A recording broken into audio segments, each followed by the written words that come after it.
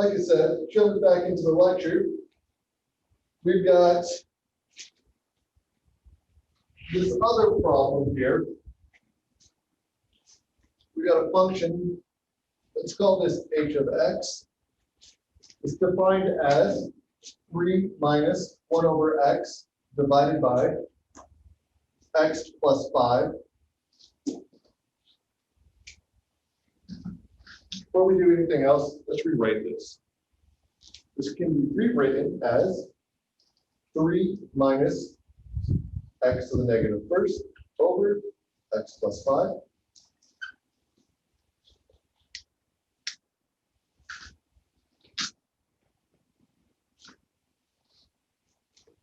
Now, f of x, that's high, is going to be equal to 3 minus x to the negative first.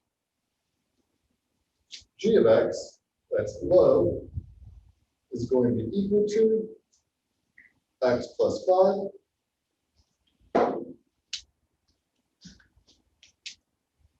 Taking the derivatives of these things, the derivative of f of x is going to be equal to x to the negative second power.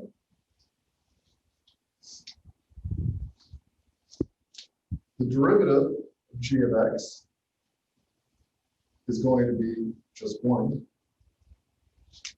Everybody look at something? So the derivative of 3 minus 1 over x divided by x plus 5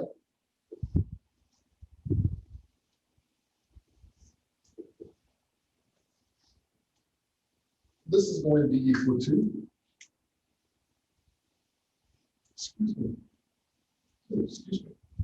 low d high, low was x plus 5, d high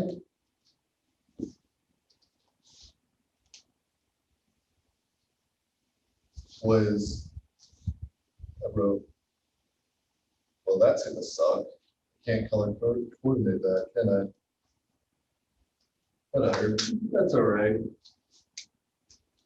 The high is going to be x to the negative second power.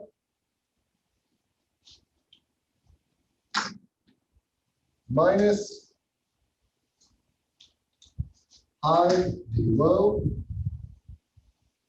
So high, well, d low was 1. And high was 3 minus x to the negative first, divided by the square of what's below. It's x plus 5, the quantity squared. Can we do this?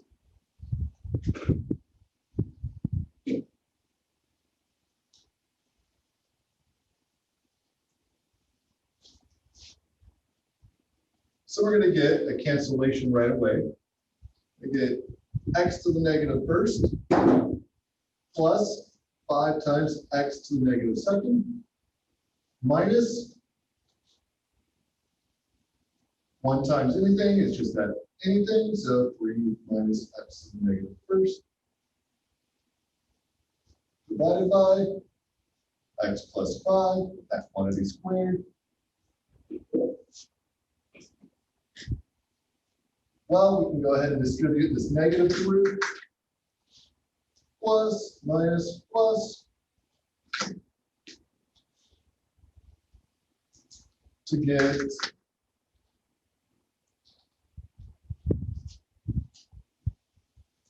x to the negative first plus 5x to the negative second minus 3 plus x to the negative first all over x plus 5, that quantity squared, or 5x to the negative second plus 2x to the negative first minus 3 over x plus 5, that quantity squared.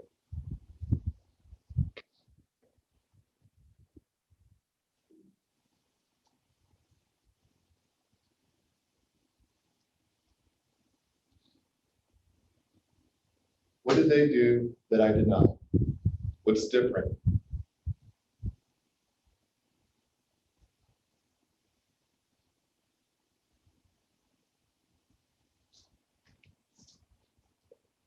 It started out with we changed it to -1. Yeah. So we started off with x to the negative first. What did they do? They used a trick we've already used a couple times.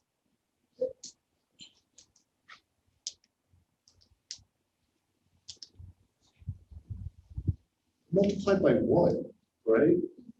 Well, they chose to represent 1 as x over x. So they said, three minus 1 over x times x plus 5 times x over x. Well, this is going to be equal to 3 minus 1 over x, that quantity times x, divided by x plus 5, that quantity times x. So this is going to give us 3x minus 1 divided by x squared plus 5x.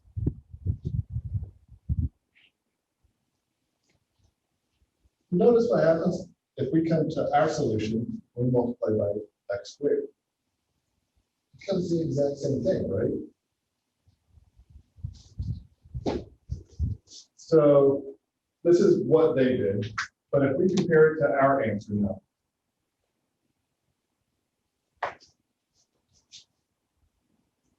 Our answer was 5x to the negative second plus 2x to the negative first minus 3. All that divided by x plus 5, that quantity squared. Now, we're going to use x squared instead.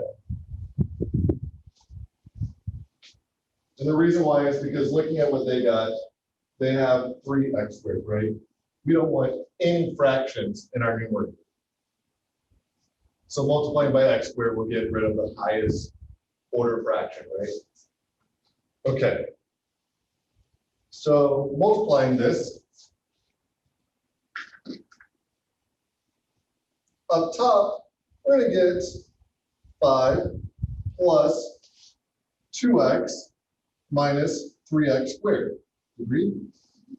So far, so good. Down below, we're going to get x plus 5, that quantity squared, times x squared. Doesn't quite look the same yet, does it? We can go ahead and group all of these under one parenthesis, since they share the same power, right? Rewrite this as 5 plus 2x minus 3x squared divided by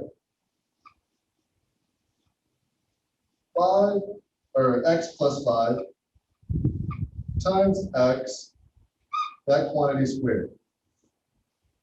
Yep. Now, we're going to distribute this x through, and get 5 plus 2x minus 3x squared divided by x squared plus 5x, that quantity squared. Lo and behold, they are in fact the same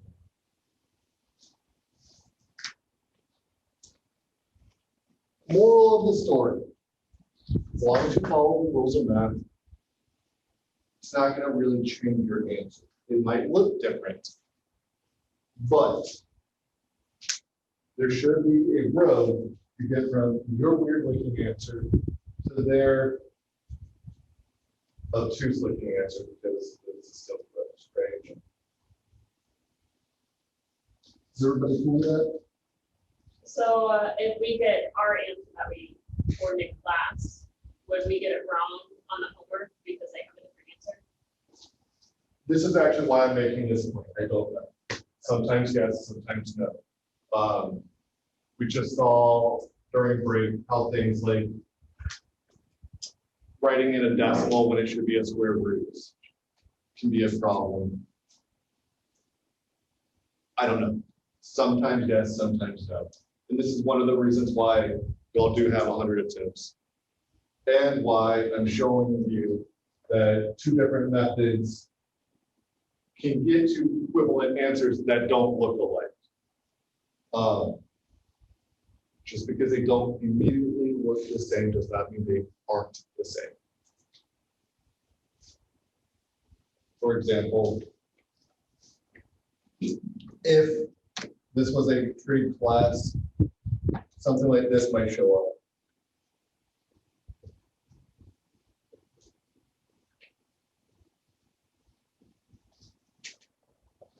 But these are literally, this is literally the definition of a secant. So if I were to square that secant, I could write it like that. It'd be the exact same thing. My point here is that there are a lot of cases in math where answers may be right, but don't look alike. Cool.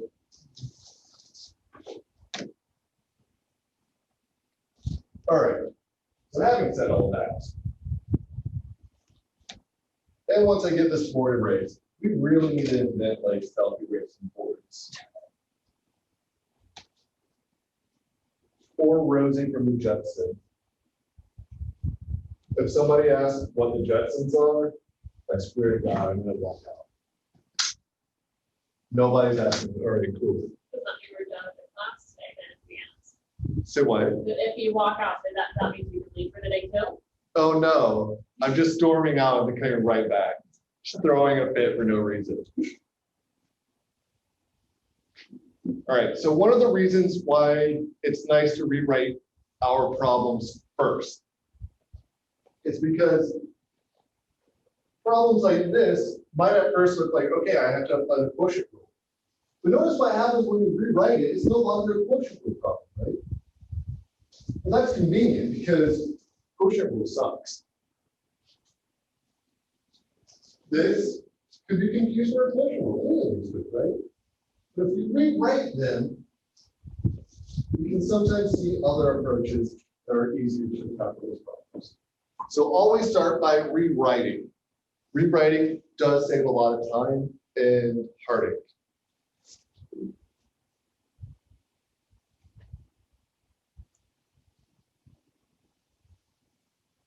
So what about something like this? How are we going to go about this? This looks like absolute ass. In the words of my RDCs in BASIC, it looks like a hot bag of shit.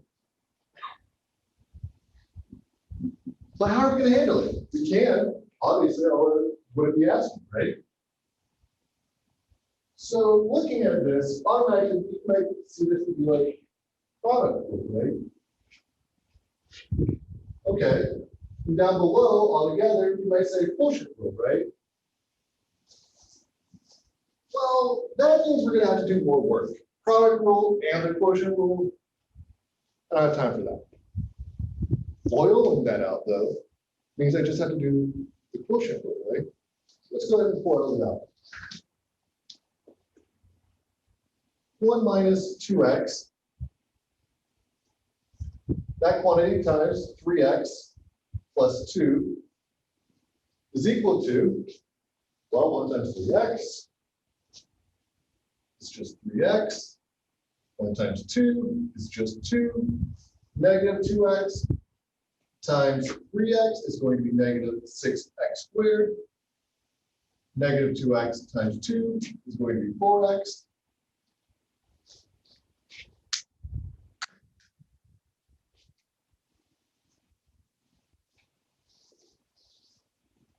Bringing all of this back together and organizing things, you get negative 6x squared plus 7x plus 2. I have a random question. Why would it be plus 4x, not minus 4x? Because it's a negative 2x that we're times it too, but Because I just made an arithmetic error. okay. I was like, I'm missing something. Nope, you're not. I made a mistake. Good, okay. So just remember, every time y'all make a mistake in your homework, that feels shitty, right? But how embarrassing is it when you're teaching a class and you make a mistake as a board, right? Like, Guys, really, you can trust me. I know what I'm doing. I'm just gonna make mistakes. No big deal. All right. So we can rewrite this. That's convenient. Now, our function f of x equal to 1 minus 2x, that quantity times 3x plus 2, divided by 5x minus 4. This is going to be equal to negative 6x squared minus x plus 2 divided by 5x plus 4.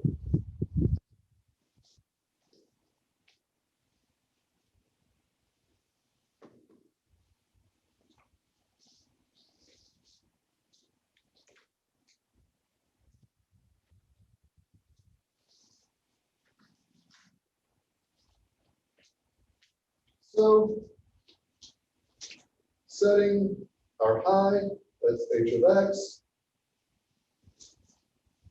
it's equal to negative 6x squared minus x plus 2. Setting our low, that's g of x. That is 5x plus 4.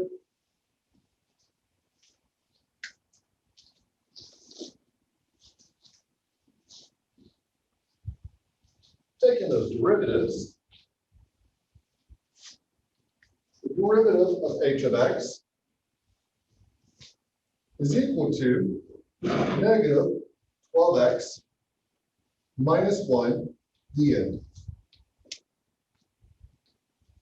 G of x, the derivative of that is going to be 5 dn. And that is minus 4. Oops. every mistake I make on the board is just a torture of those of y'all taking notes. Thank you. You know they have erasable things, right? It's like a very- They don't write as nicely. I love them. I love the erasable pens. I actually just bought a pack for one of my office mates because he and I both like them. Apparently, there's only like one place to buy them in town near us. Anyhow, jumping to our problem. I want to point out what this page does. They went ahead and applied the product rule. What we're about to find is that going this route, I'm going to get the same answer. You'd be foiled instead of doing the product rule. Foiling it out and then applying the quotient rule as opposed to doing the product rule. So we're going to get the derivative ddx of negative 6x squared minus x plus 2 divided by 5x. Is it plus 4 or minus 4? Because I have this. Minus 4. Okay. Minus 4. Cool.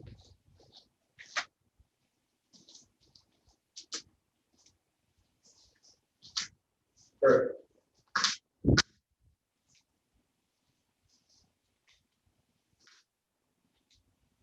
Low, 5x minus 4. D high,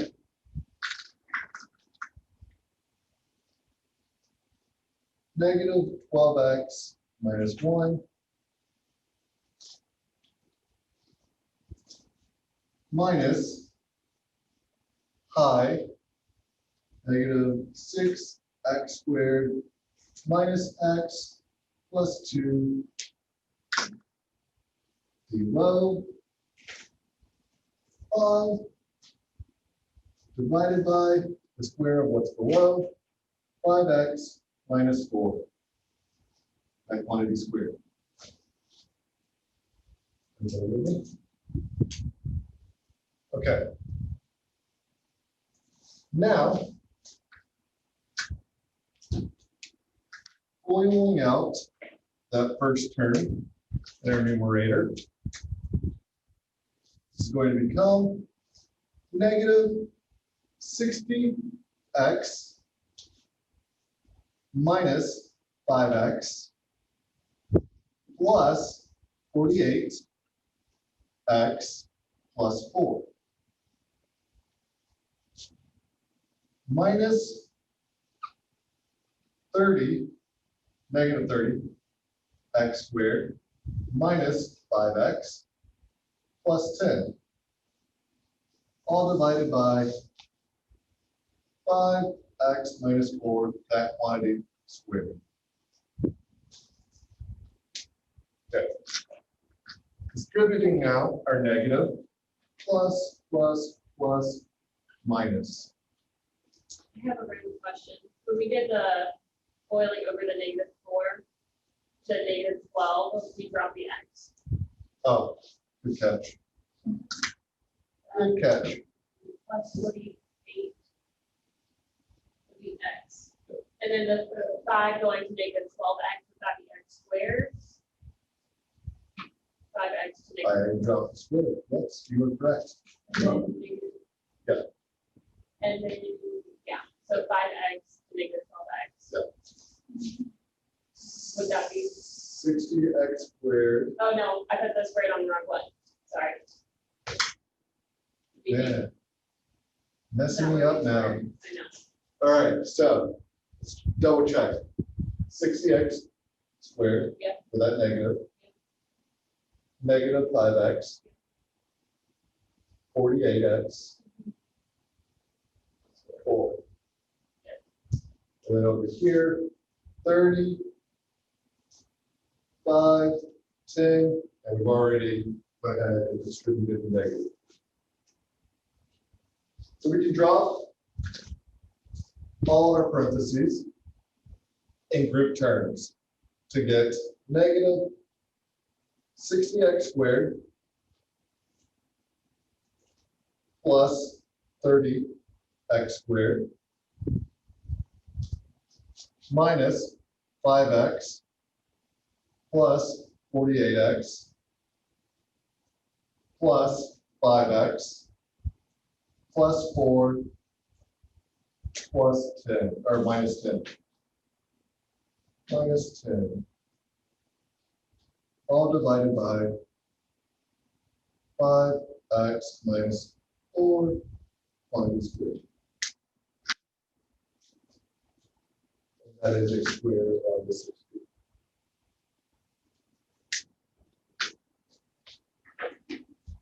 So we get a cancellation here.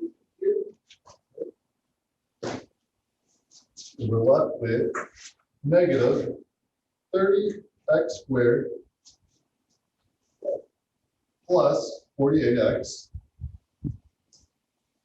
minus 6, all divided by 5x minus 4, that quantity squared.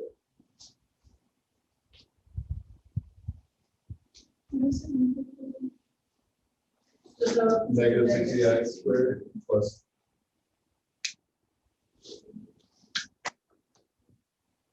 So lo and behold, it does in fact give us a solution. I was thinking emergency. Emergency, don't ask. You're good. What is it?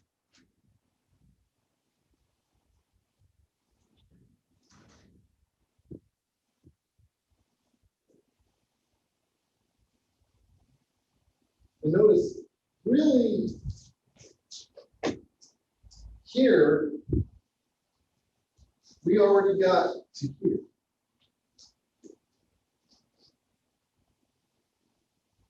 Right away. We skipped all of that work.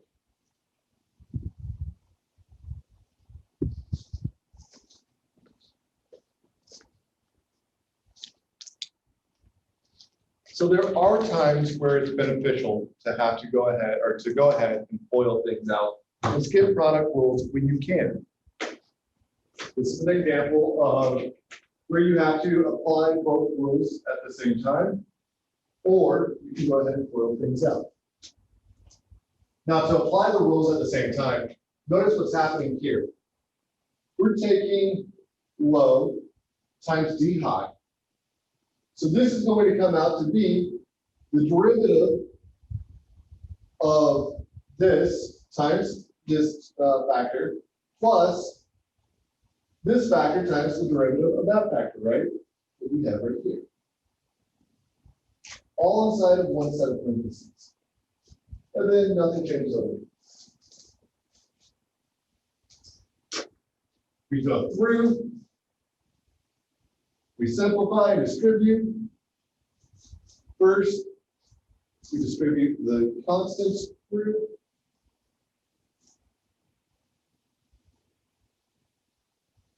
Simplify this. Then we FOIL these out. Then we simplify these two terms up top. Just simplify. Then simplify. Then simplify.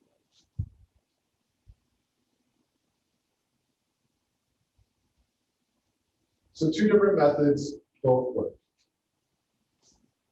The trick here is to recognize that when you take the derivative of what's up top and you multiply it by x or 5x minus 4, you have to multiply everything that you got from that product rule by 5x minus 4. And that is a very easy mistake to make. Very, very, very easy. One of the reasons why I like to use brackets when I write out derivatives. Is that cool?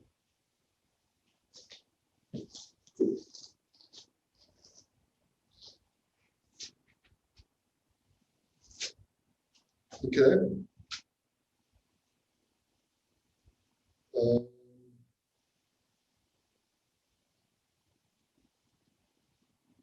Jumping ahead to chain rule.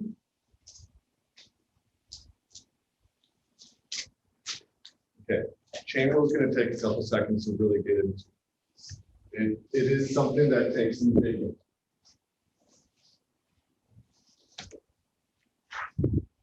The easiest way to think of chain rule is it is a system of related rates.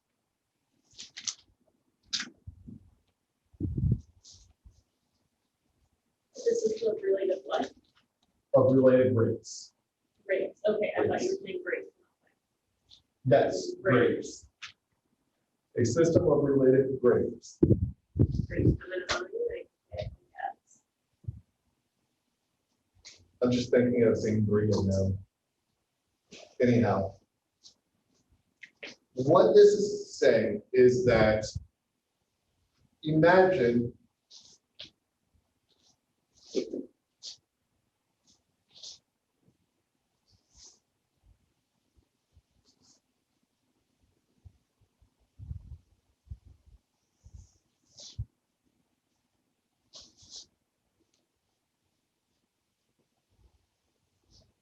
okay. What we've got here is just the graph of a function, right? Let's say this is a profit function. Now, let's say this is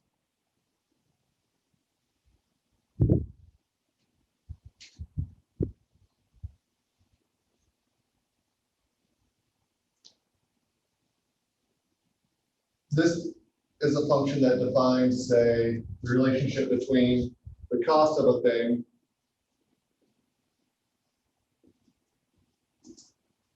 production and demand.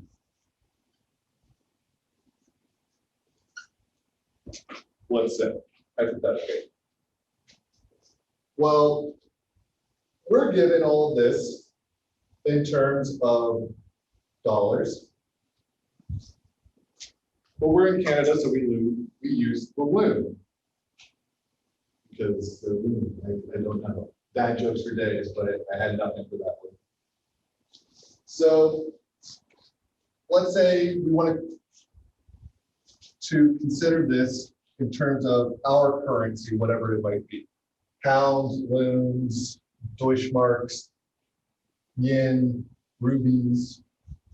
So we have another function, g of x. So let's call this g of z.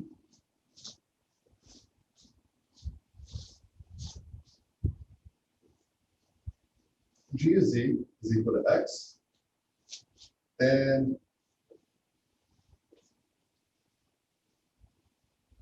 translates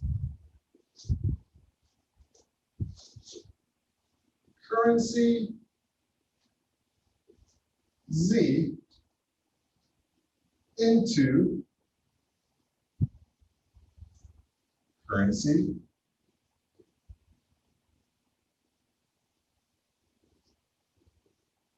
x.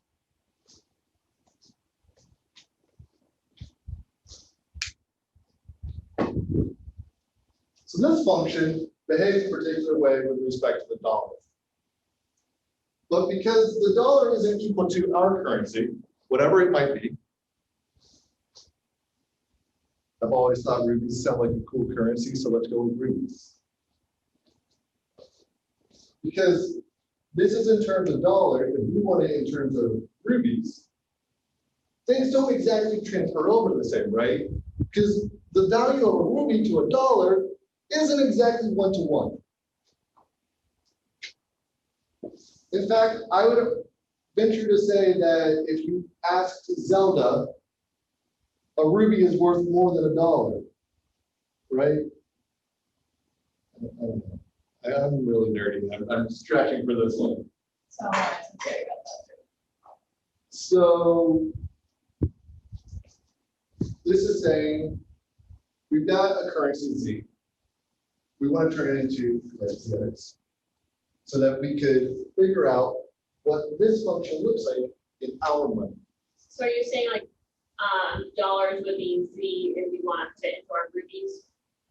No, I'm saying So we want to neither- turn it from rubies into dollars because Okay. this function only is measured in dollars, Okay, right? Yeah. But if we do that, the value of a rupee against a dollar changes, right? We have inflation, deflation, currency wars all the time. So that changes with time. So this function composed with this function, it's not going to have the same rate of change. This changes one way compared to X, but it changes a totally different way compared to Z. Is everybody cool with it? Another way you might think of it is baking things, right? If you want to bake twice as many of an item, you're going to need twice as many eggs, right? So in the same way that that rate exchange occurs, it occurs here. Is that kind of dry?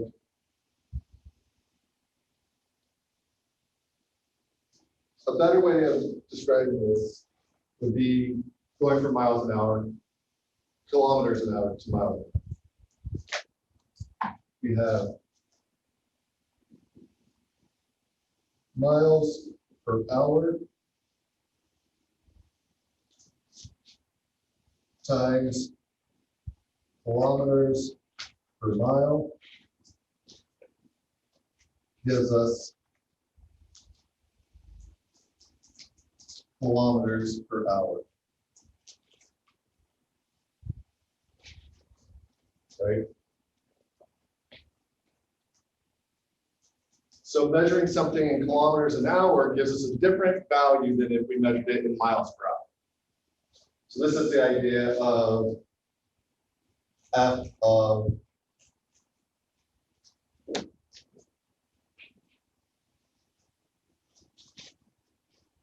x is equal to miles per hour, but F of g of z gives us kilometers per hour. Everybody cool with that? But if that's the case, then using this mile per hour idea, I think it's a little bit more clear what I'm about to say.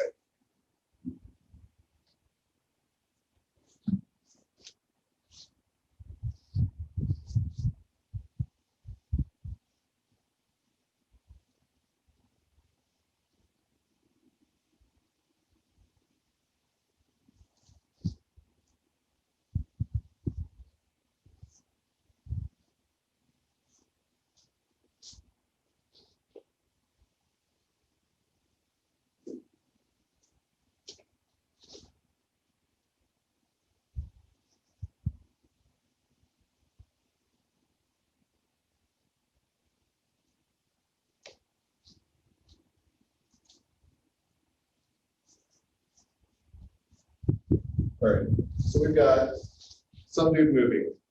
It's measuring his distance from start as a function of time. And this amount of time I've moved this far, right? Now, he measures this, and he says, all right, I've gone so many miles.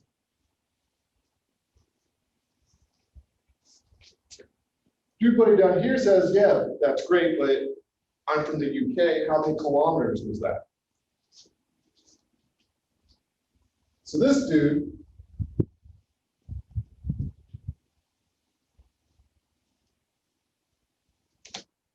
is saying, you're great, but I want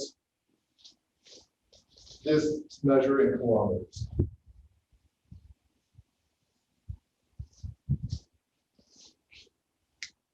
Okay. Now, someone comes along and says, oh, how fast was that in miles per hour?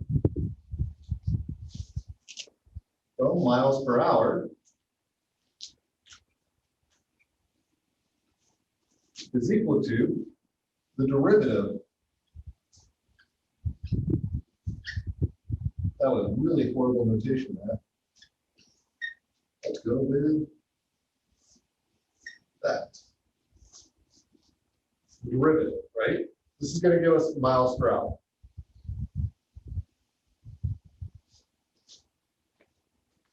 But down here,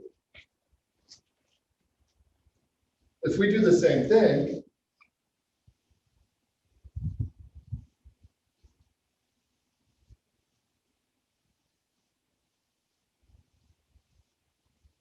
this is going to give us kilometers per hour, right? Agreed?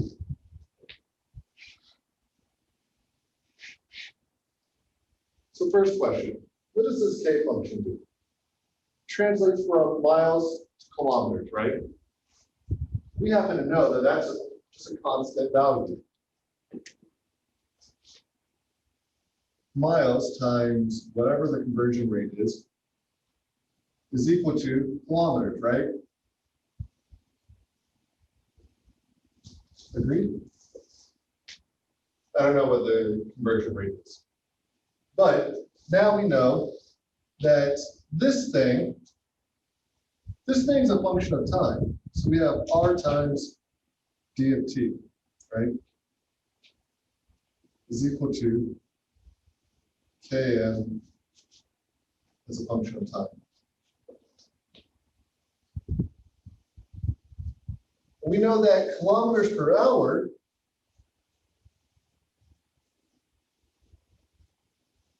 is equal to miles per hour times the conversion rate between kilometers and miles, right?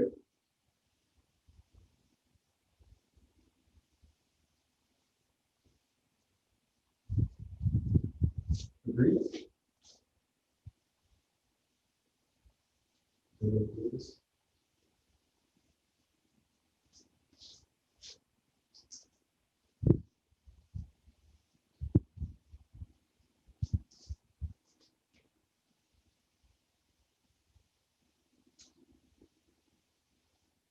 This thing, this miles per hour, that's just the derivative of dt, right?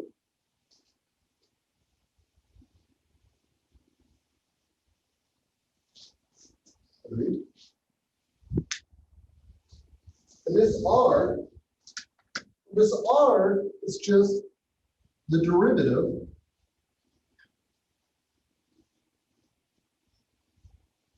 of the function that converts miles to kilometers, right? Derivative of this with respect to n, just be r, yeah? So what this comes out to be is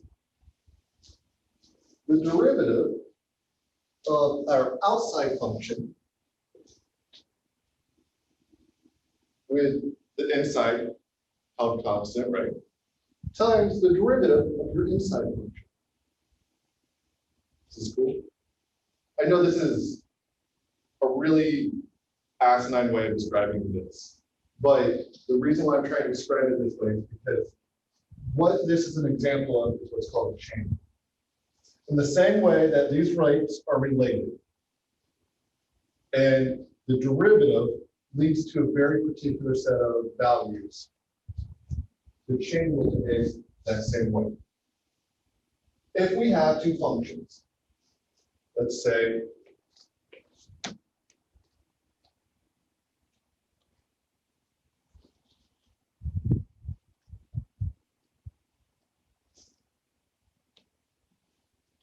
so we have f of x is equal to y.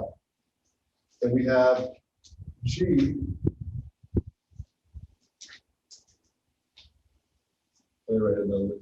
f of u, and g of x is equal to u.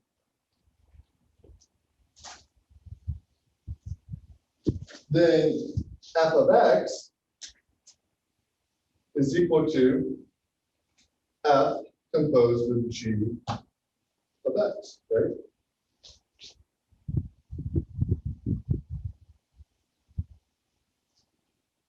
And the derivative of this thing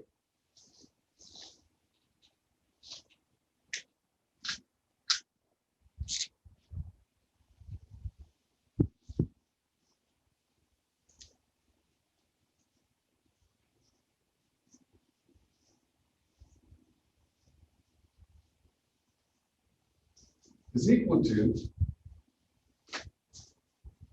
f of u times the derivative of u. The u here is g of x.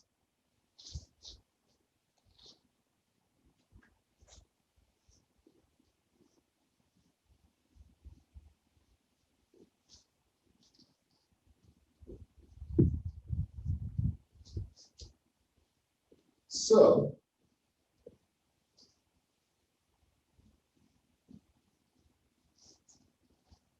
what the chain rule does is it holds fixed this idea of u with respect to your original function. Then it says the derivative of this thing with respect to x is f, the derivative of f, holding u fixed, times the derivative of u. Well, u is a function of x. So holding u fixed, right, you have just f prime of u times d dx of our function of u, right? Or our function of x, which is just g prime of x. Does this make sense? So those u's will always be the same number.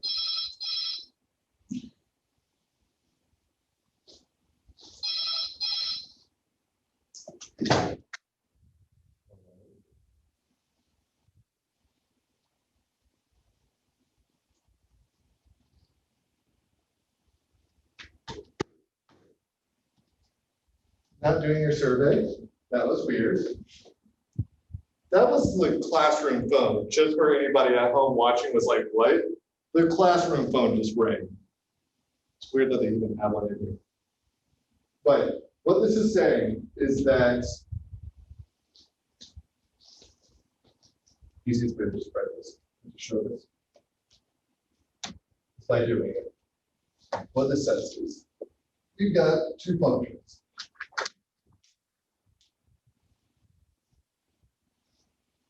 F of x is equal to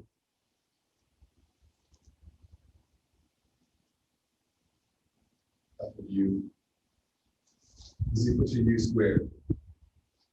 G of x is equal to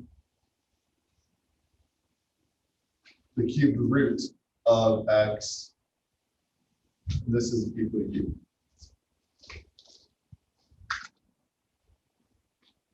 So,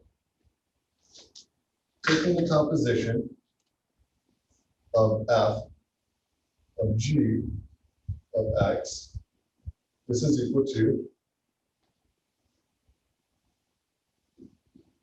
x to the 1/3 squared, right?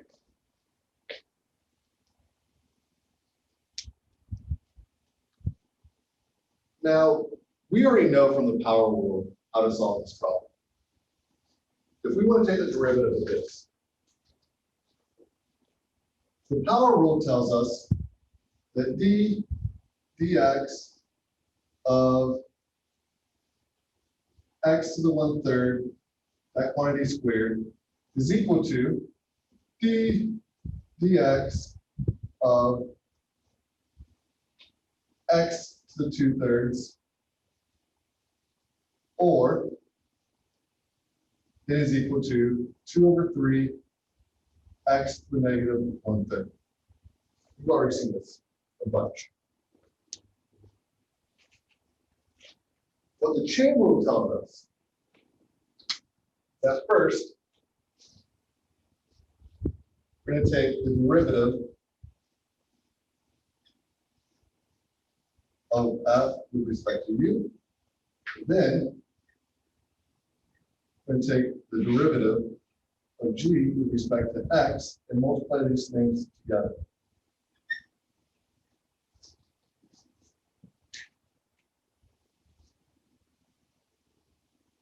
Okay, so this is going to come out to be 2u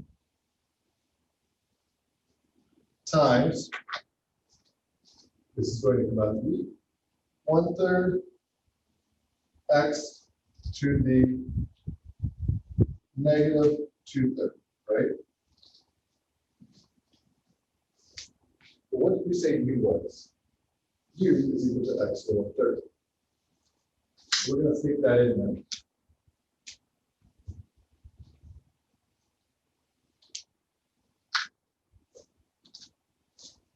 This is now 2x to the 1/3 times 1/3 x to the negative 2/3.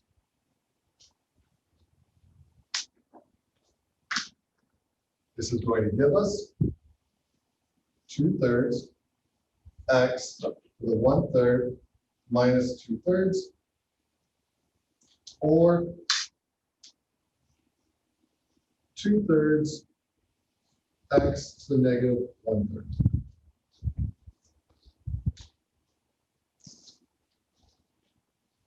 So what we've done is we've shown that these rates are somehow related, right? We know how F behaves with respect to U. And we know what U you replace with. So if we want to take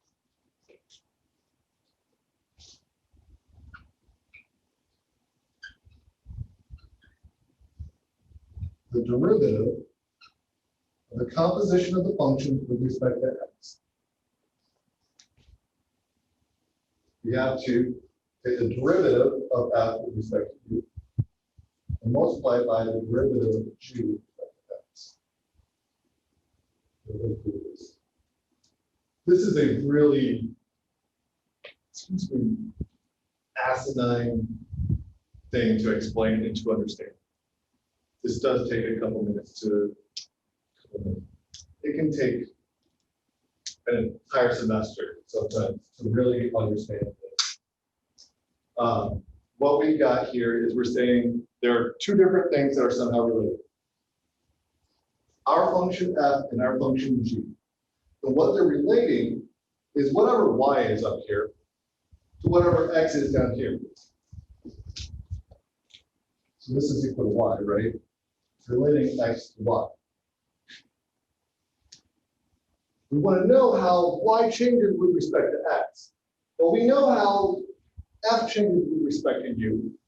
And we know how u changes with respect to x.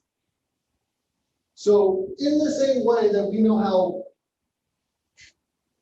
kilometers change with respect to miles, and how our distance changes with respect to hours, right? Miles per hour, kilometers per miles.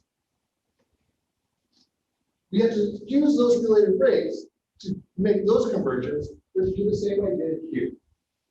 That's all this is.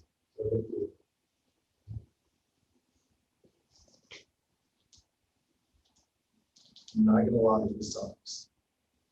This is not obvious at all. One way we can think of it is, have y'all taken chemistry? Folks at home, have any of y'all taken chemistry? No.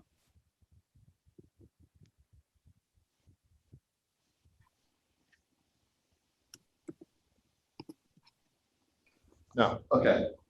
But for those of y'all who have taken chemistry, and the way you have conversions that have to cancel out units, that is essentially what this is doing.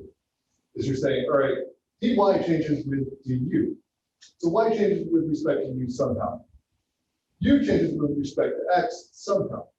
What we want to know is how y changes with respect to x. So by knowing how y changes with respect to u and how u changes with respect to x, multiplying these two rates together effectively cancels out this rate of change with respect to u. Does that jive? Yeah, kind of. Okay, cool. Because this does take time. Perhaps one of the easiest ways to understand it is simply by doing it.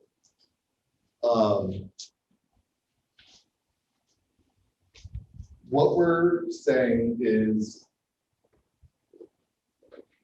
y is a function of x. F is a function of u. G is a function of x. So knowing how f changes with respect to u and knowing how u changes with respect to x, lets you figure out how y changes with respect to x.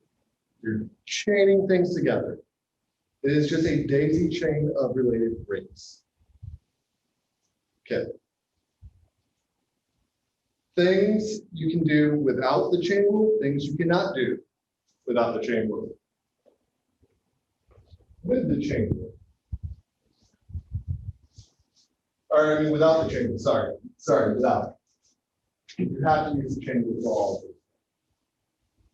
And the reason why is because we have an external function that cannot be broken down with respect to your internal function any further than what it already is, with the exception of these last two.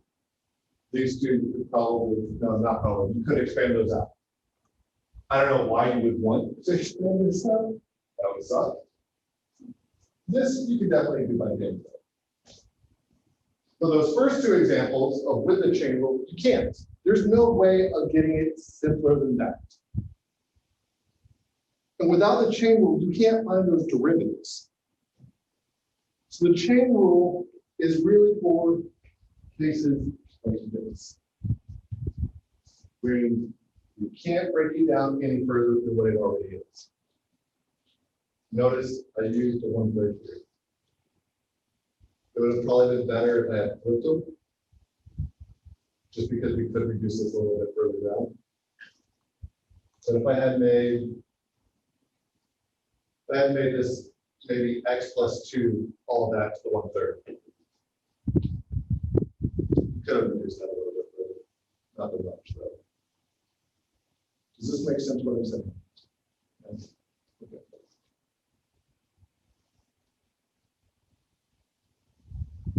All right, so let's first just check out what it means to write compositions of functions.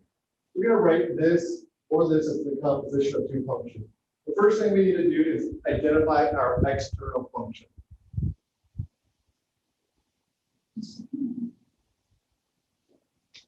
Say what? Oh, identify the external. Yes. It would, if you can, I should say, identify the external function. It's more oftentimes easier when you have things like radicals. Identifying the internal function is the other way of going about this. That's usually how books present it because it is a little bit quicker to go this route. If you look at what's inside, for example, here, we can see that x plus 1 can be written as its own function, right? And then if we do that, 1 over u can be written as a function, right? So u could be written as x plus 1. Y can be written as 1 over u. We can write this as the composition of those functions. Similarly, we have the inside of this, and it would be written as 3 times x squared minus x plus 1. And then the exterior as the square root. So let's look at a few other examples.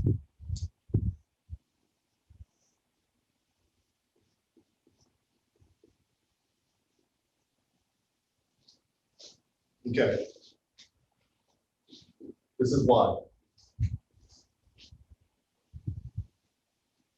We could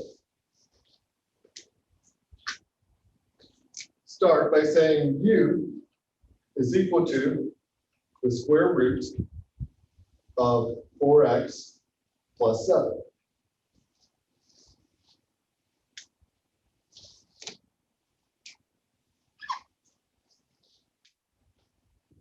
Well, this could be broken down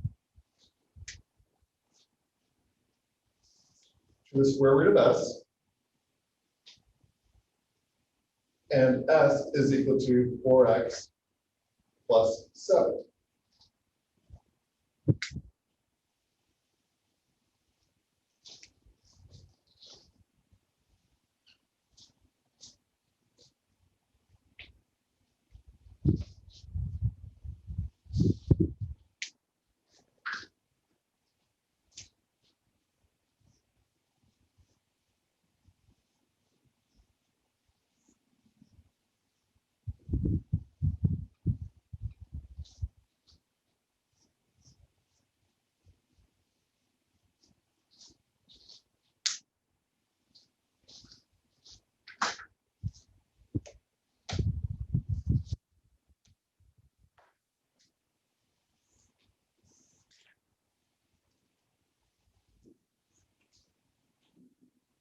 So your goal to break it down as much as you can. Yes. So we want to break down u even more. As much as you can, yes. Okay. So starting off, looking at this, we can break this up into 1 over u, and u is equal to the square root of x plus 7, 4x plus 7. But u, we could break down into 2 other functions, right? the square root of s, then s is equal to 4x plus 7. Okay. Now we're going to come over here and say y is equal to a function of u.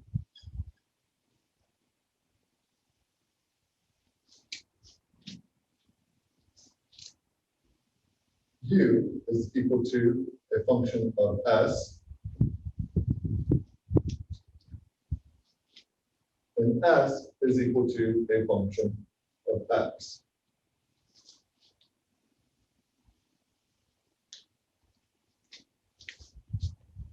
Well, now our function of u is equal to 1 over u. Our function of s, put a square root of s. And our function of x is 4x plus 7.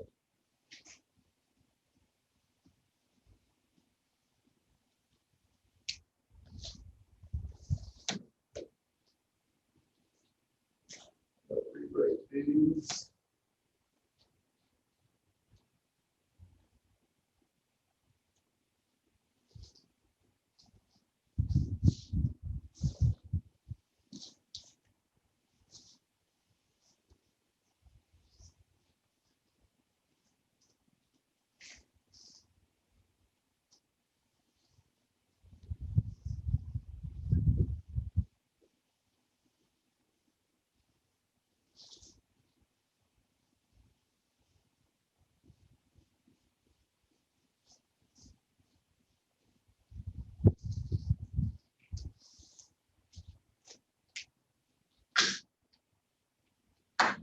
Now, we want to write y as a function of x.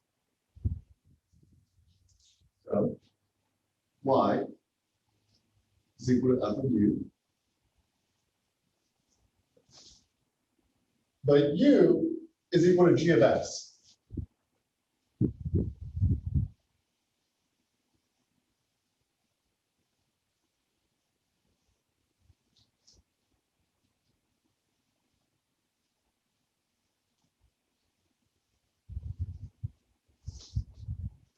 So I'm using the circle to represent the composition.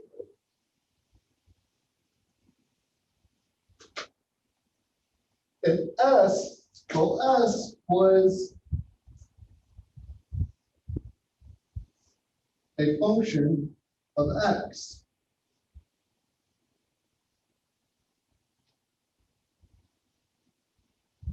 So this was not going to be easy without color coordinating, is it? F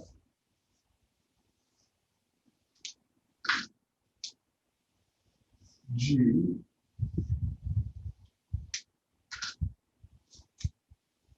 H of X.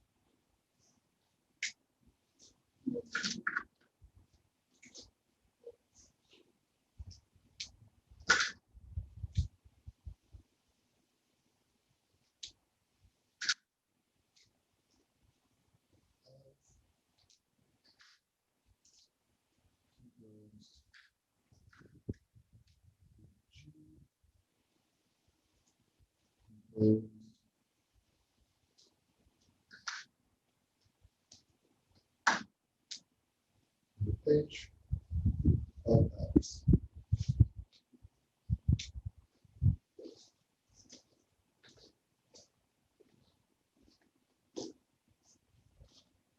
Okay. Now, we've got this chain composition of functions. There's a bunch here, right? We've got F, G, H. What's the derivative of this? Looks like it's going to suck, doesn't it? It won't.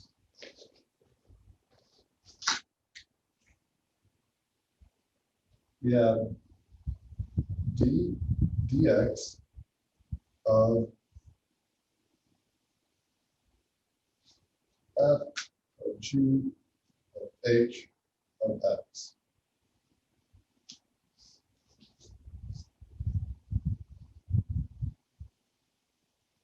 This is going to be equal to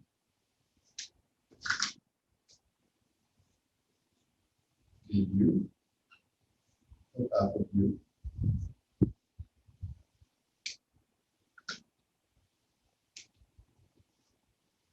ds g of s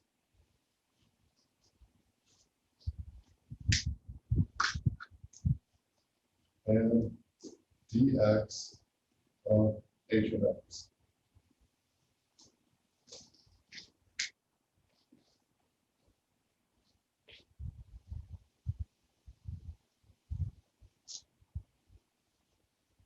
Okay.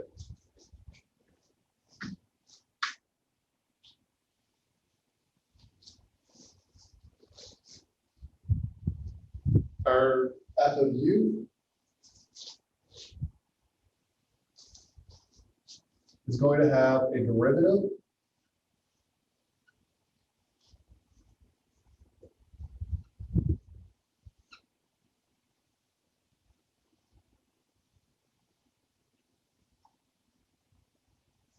of negative u to the negative second, right?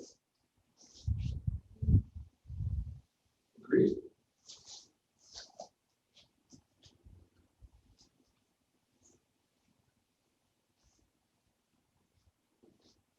So this thing is equal to negative u to the negative second.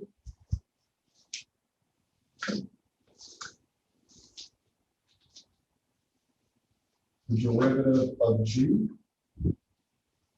with respect to s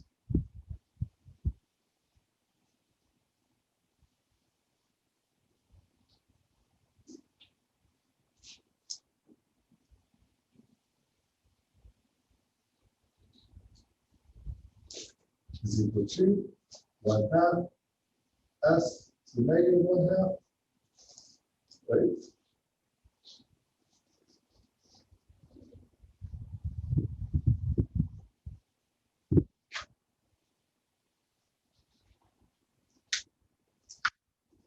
And finally,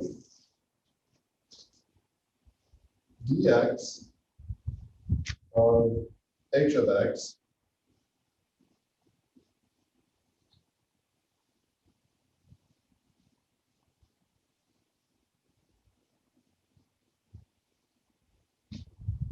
is equal to just 4.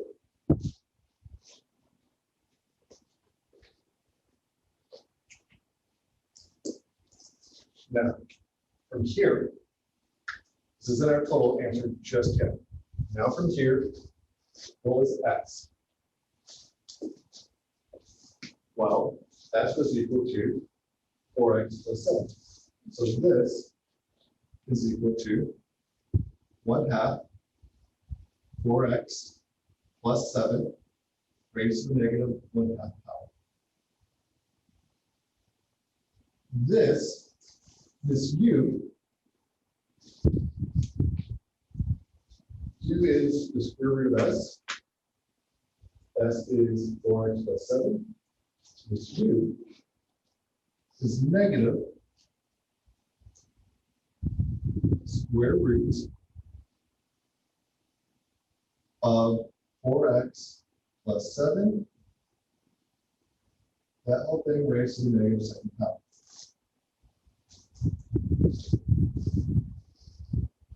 Can you put in a square root because s is in a square root, right? Yes. And then this is still just equal to 4, right?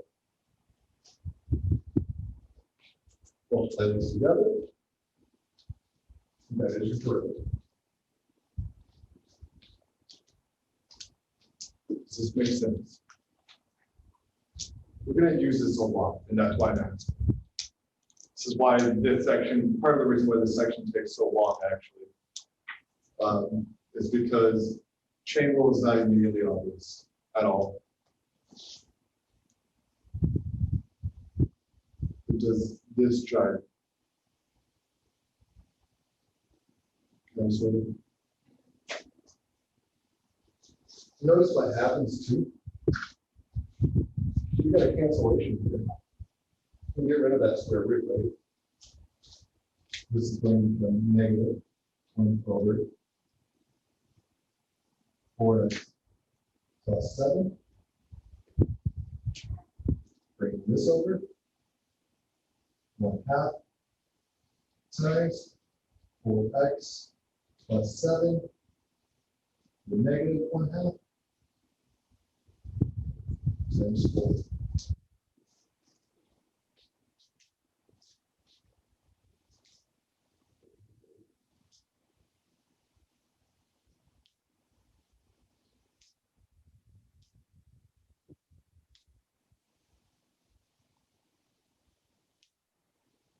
I suppose if you really wanted to, you could try to solve this with quotient rule.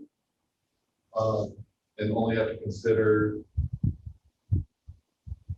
the square root and 4x plus 7.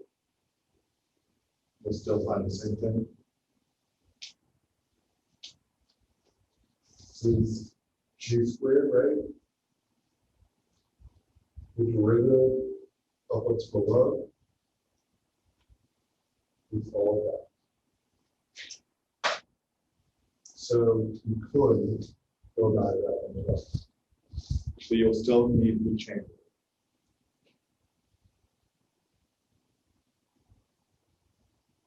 Again, I gotta know, like, does this make sense? Because if not, we're gonna sit here for a while and go through a couple of these examples. So I think I've got like 3 or 4 here. Actually, this is a great one. I want you all to spend the next 5 minutes trying this on your own.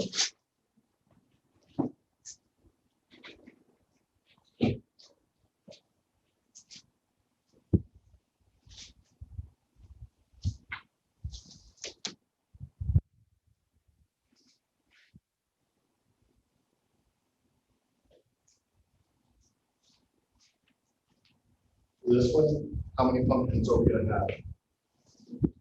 2. Yes. What are they?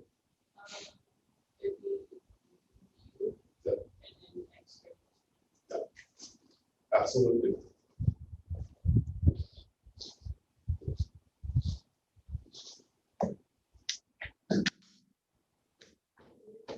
Y equals 2. Yes. And u is equal to x squared plus 1.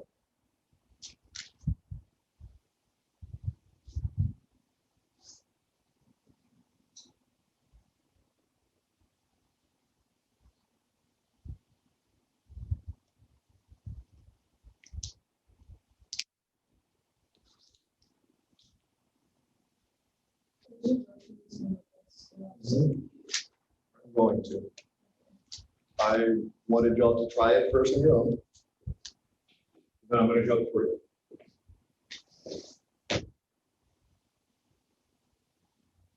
And next class, we're probably going to spend an hour on this.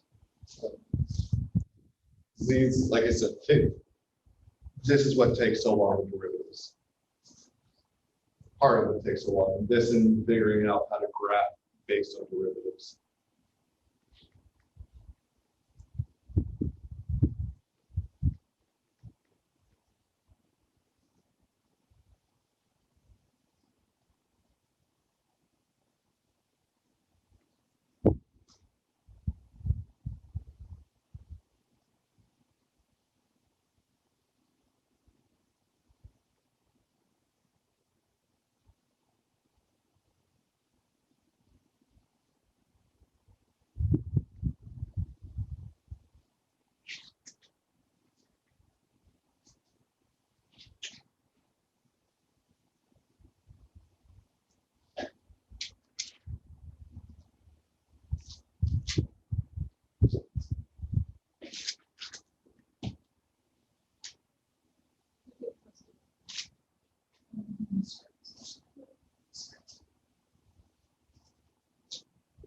Well, I think it was with my derivative. well, go ahead and see about boiling it out and checking it out. Because it, oil has to be equal to the chain rule. It's going to take a little while, and that's why I said 5 minutes was if you boil it out to check it.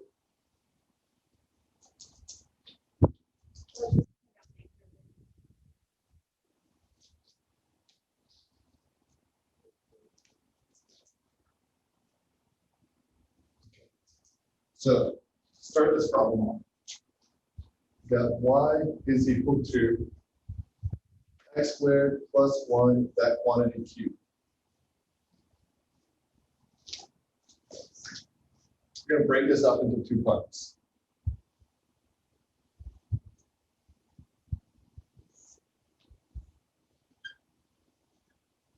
First part, y is equal to u cubed. Second part, x squared plus 1 is equal to u. So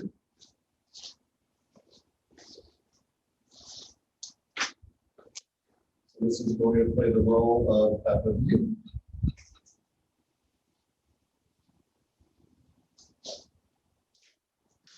And this is going to play the role of g of x. Okay.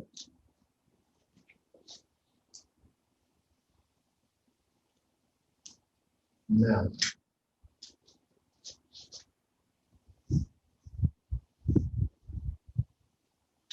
notice that the derivative of f of u with respect to u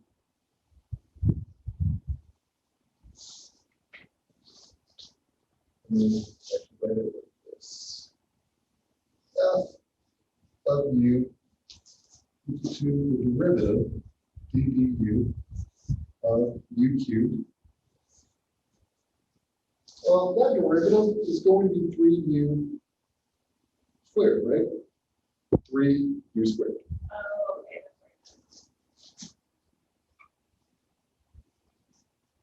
Okay, because we're just differentiating with respect to u. Okay. Now, x of g of x, well, that's equal to ddx of x squared plus 1, right? That's just going to be 2x. Right?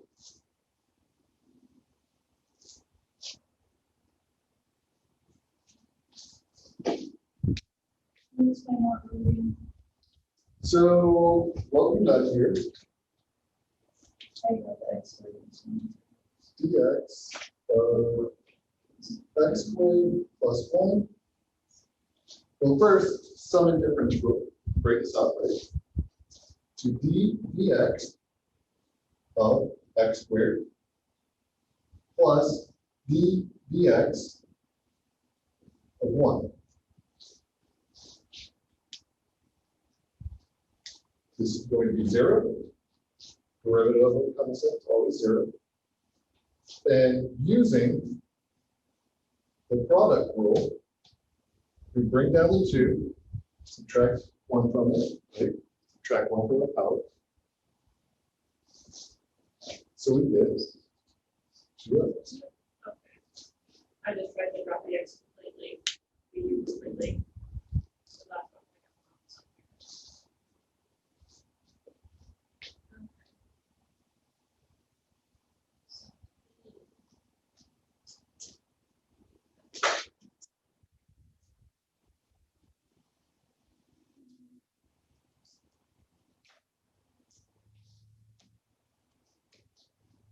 Okay.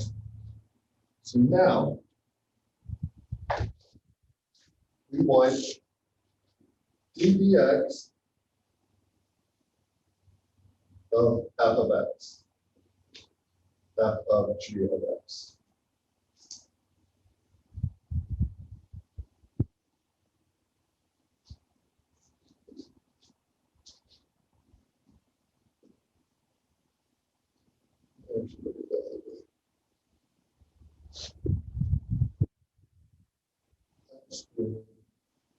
Plus 1, that quantity 2.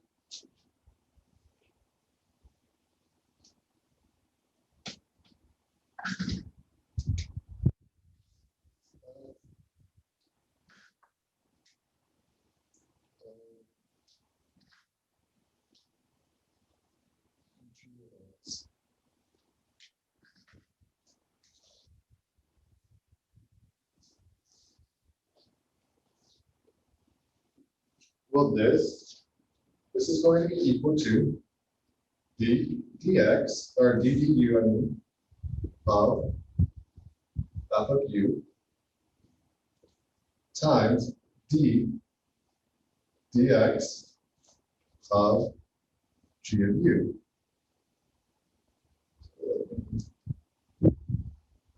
Change some of this stuff.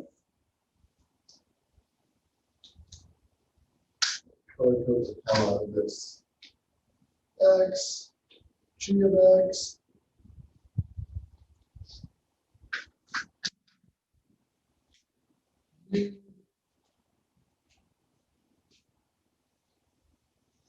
F of u.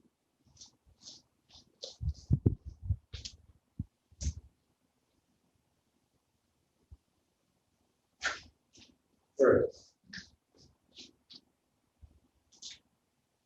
Well, this, we just said was 3u squared, right?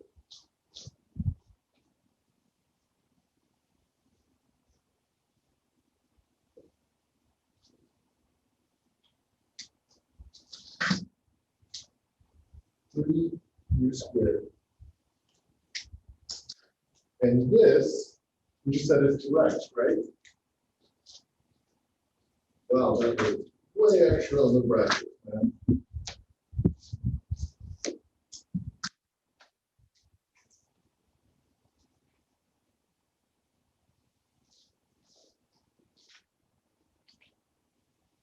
All right, well, what was u? What is it we said u was at the very beginning? Yeah. So here, we can replace this u now with 3 x squared plus 1 squared times 2x to get 6x x squared plus 1 quantity squared.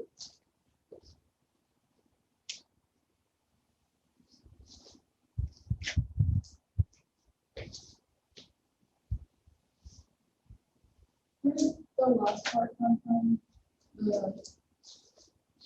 So like, you plugged in U for that, right? And then, but what is the next one? 2x? You just left 2x. And then you just simplified it. Yep.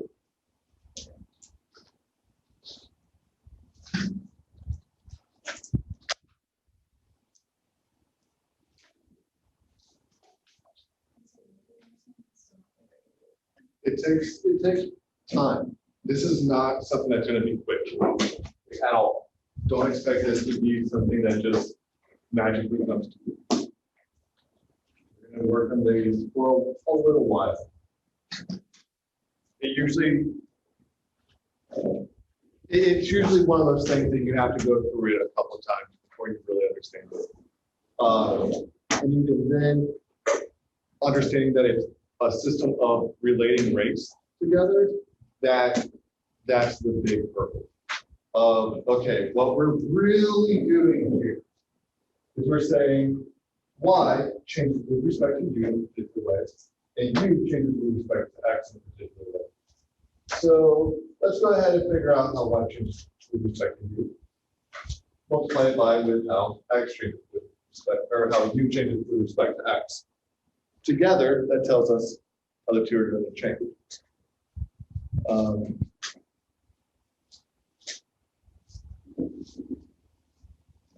But having said all that, y'all, pause for you.